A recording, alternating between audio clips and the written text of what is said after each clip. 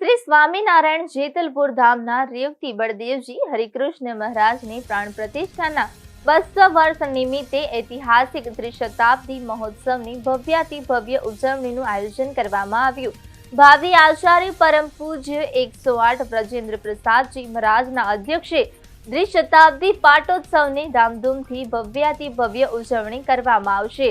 આ પવિત્ર પ્રસંગ 11/3/2026 ના શુભ દિવસે પૂર્ણ થતા 200 વર્ષના અવસરે ઉજવવામાં આવી રહ્યો છે. શ્રી નરનારાયણ દેવ પીઠાધિપતિ પરમ પૂજ્ય ધર્મ ધુરંધર 1008 આચાર્ય કૌશલેન્દ્ર પ્રસાદજી મહારાજ તથા મોટા મહારાજ પરમ પૂજ્ય તેજેન્દ્ર પ્રસાદજી મહારાજના આશીર્વાદ અને આજ્ઞાથી ભાવિ આચાર્ય પરમ પૂજ્ય 108 બ્રજેન્દ્ર પ્રસાદજી મહારાજના અધ્યક્ષપદે ત્રિશતાબ્દી પાટોત્સવની ધામધૂમથી ઉજવણી કરવામાં આવશે.